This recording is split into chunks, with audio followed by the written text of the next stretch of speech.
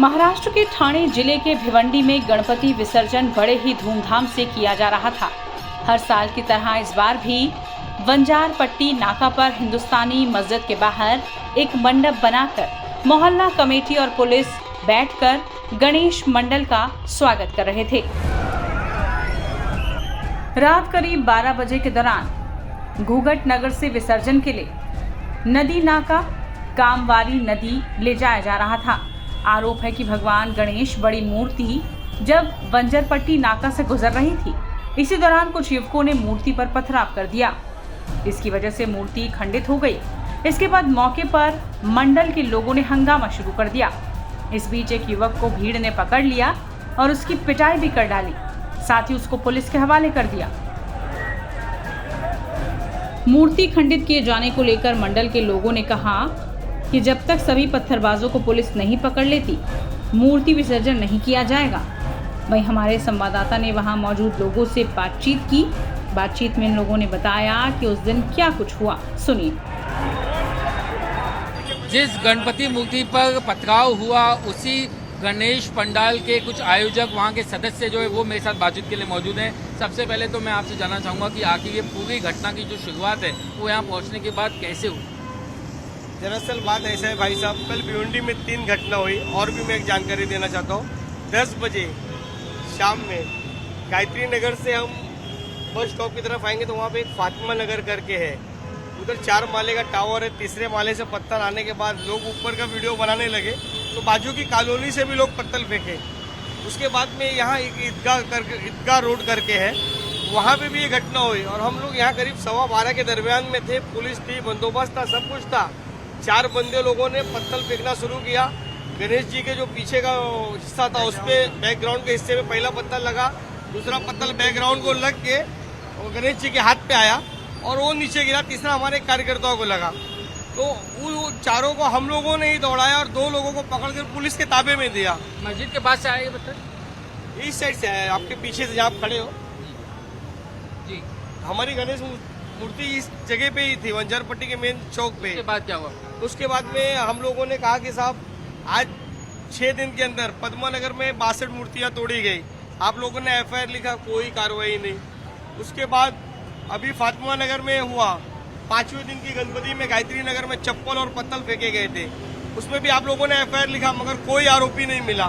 फातिमा नगर में हुआ, उसका भी आप FIR लिखो के कह रहे हो, लेकिन कोई आपको आरोपी क्यों नहीं मिलता है? अभी ईदगाह रोड पे हुआ, वहाँ का भी आप FIR लिख रहे हो, आरोपी नहीं मिल रहा है। यहाँ का भी आप FIR लिखने का आश्वासन दे रहे हो, आरोपी क्यों नहीं मिल रहा है आपको? हम लोग को ये समझ में नहीं आता है। उसके बाद हम लोग ने ये तय किया कि 5 जगह का आप आरोपी लाओ पहले, उसके बाद हम गणेश का विसर्जन करेंगे। तो अभी आपने गणपति का विसर्जन किया है नहीं?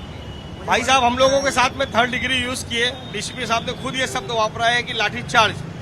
सब कार्यकर्ताओं को लाठी पड़ी, किसको 2 मिला है गणेश जी के आशीर्वाद से, किसको 4 मिला, किसको ज्यादा मिला है। मार हम सब लोगों ने खाया है। यहाँ तक कि हमारे नेता राजेश कुंटे जी जो राहुल जी के ऊपर केस किए थे, संघ के कारवा है कल्याण के, उनको नजरबंद किया गया। मारने के बाद जीप में डाल के उनको नजरबंद किया गया, हटाया गया कि ताकि यहाँ से छितिर बितिर हो। कल हमारे यहाँ के आमदार भी आए थे, वो भी रास्ते पे यहीं बैठे थे। ये भी लगाया गया कि मस्जिद के बाद जय श्री राम के नारे लगाए गए। अब देखिए, नारे लगे नहीं लगे ये नहीं बोल सकते हैं, और आगे पीछे होता है ना। और ऐसा नहीं है कि आदमी नारा ही देगा, आदमी बातचीत करता है। नारा का मतलब क्या हुआ? जय श्री राम। आदमी जय श्री राम कौन नहीं बोलता है? पुराने सदियों से चला आ रहा है ना।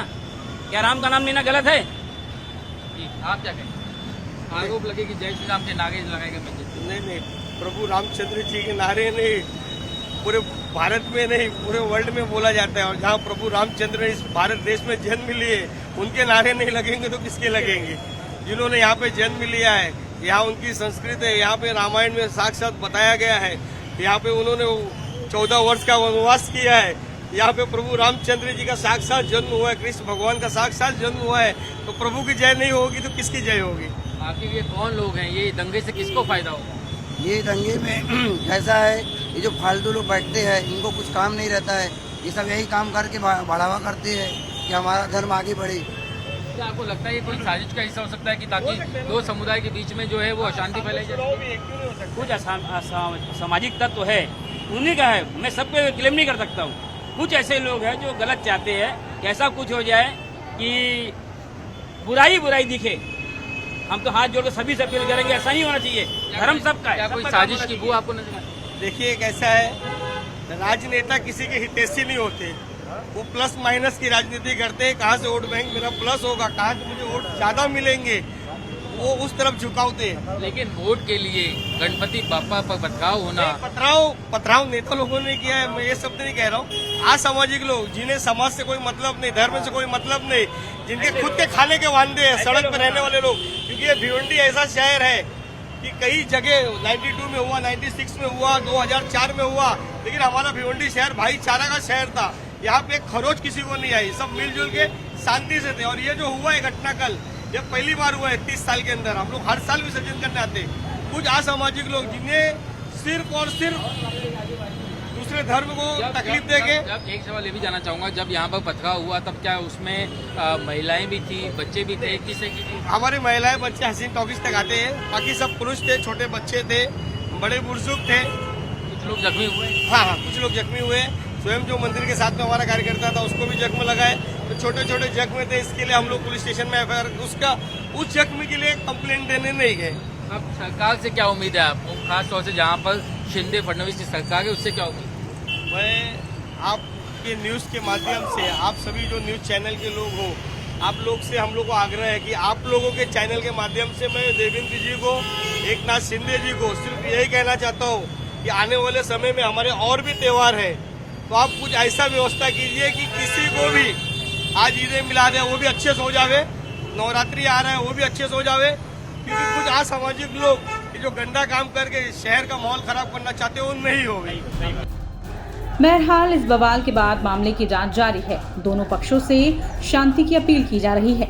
ऐसे में पुलिस और प्रशासन मामले में आगे क्या कार्रवाई करता है, ये देखना होगा।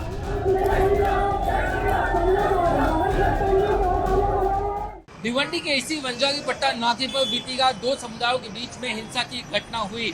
पुलिस को मिली प्राथमिक जानकारी के मुताबिक अगर मैं आपको बताऊं तो ये वो रास्ता है जहां से गणेश भक्त अपनी मूर्ति को लेकर के आ गए थे और यहाँ पर उनके स्वागत के लिए यहाँ एक पंडाल बनाया गया था, जहाँ उन्हें पानी चाय की व्यवस्था की गई थी। और उसके ठीक बगल में यहाँ पर एक ये मस्जिद है। पुलिस को जो प्राथमिक जानकारी मिली उसके मुताबिक जैसे ही यहाँ पर इस मस्जिद के पास गणेश की मूर्ति पहुंची, पूरा जुलूस जो है वो पहुंचा। गणेश भक्त जो है वो नाच रहे थे, थिरक रहे थे, जश्न मना रहे थे, लेकिन तभी अचानक से ये खबर आई कि मूर्ति पर किसी ने पत्थर फेंका है। और उसके बाद में जो गणेश भक्त थे उन्होंने उपद्रवियों को पकड़ करके यहाँ पर उनकी पहले पिटाई की। उसके बाद में इसी इलाके पे जो है पिटाई करने का वीडियो जो है उपद्रवियों का वो वायरल हुआ, जिसके बाद पुलिस आई। पुलिस आने के बाद दोनों ही समुदाय की जो भीड़ है वो आमने सामने हो गई, मामला बेकाबू होने लगा, जिसके बाद पुलिस को भीड़ को कंट्रोल में करने के लिए यहाँ पर लाठीचार्ज करना पड़ा। लाठीचार्ज करने के बाद में जो भीड़ है वो काबू में आ पाई।